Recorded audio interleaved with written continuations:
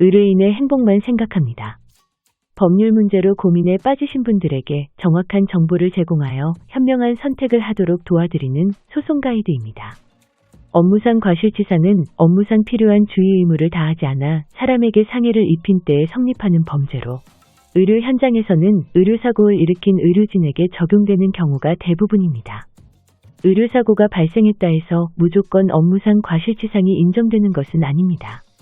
의료행위 자체에 어느 정도의 불확실성이 담보되어 있기 때문에 의료행위에 따르는 악결과를 전부 의료진의 책임으로 전가할 수는 없습니다. 예를 들어 환자가 의사의 지시를 제대로 따르지 않아 상해라는 결과를 얻게 되었거나 현대 의학기술로 해결할 수 없는 문제로 인해 좋지 않은 결과가 초래되었다면 이에 대해서는 업무상 과실치상이 성립하지 않습니다.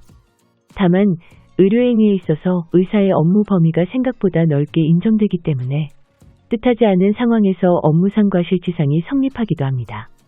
의사의 업무에는 의사 본인이 직접 환자를 진료하고 수술 시술하는 행위뿐만 아니라 간호사나 간병인 등에게 적절한 업무 지시를 내리고 이들의 행위를 감독하는 간접적인 책임까지 모두 포함됩니다.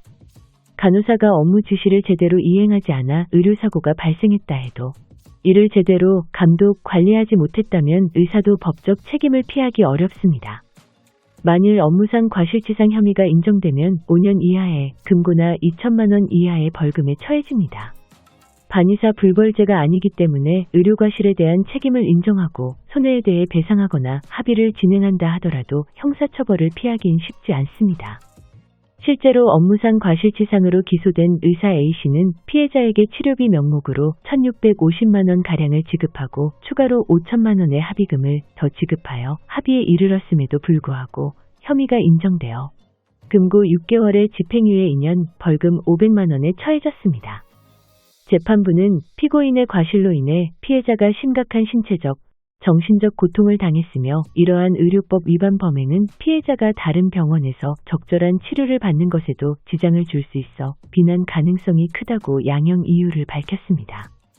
수사기관이 직접 나서서 혐의를 추궁하기 때문에 업무상 과실치상에 연루된 의료진들은 일상을 유지하거나 진료 행위를 이어가는데 많은 어려움을 겪곤 합니다. 따라서 의료사고가 발생했을 때에는 의료과실이 아니라는 점을 분명히 밝힐 수 있도록 미리 증거 자료 등을 충분히 준비해야 하며 불필요한 오해를 빚어내지 않도록 주의해야 합니다. 간혹 형사처벌을 면하기 위해 진료 기록 등에 임의로 손을 대는 경우도 있지만 이러한 행위는 혐의를 더욱 크게 만들 뿐이니 스스로 해결하기 어려운 상황이라면 전문가의 도움을 받는 것도 좋습니다.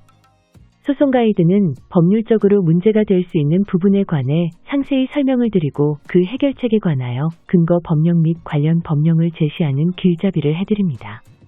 항상 노력하는 자세로 의뢰인의 이익을 최우선하는 모습을 보여드리겠습니다. 소송에 대한 자세한 상담을 원하신다면 변호사 상담 신청을 누르시고 더 많은 정보를 보고 싶으시다면 소송 가이드 카페를 방문하시면 됩니다. 내용이 마음에 드셨다면 구독과 좋아요, 알림 설정 부탁드립니다. 더 좋은 내용으로 찾아오겠습니다. 꼭 승소할게요.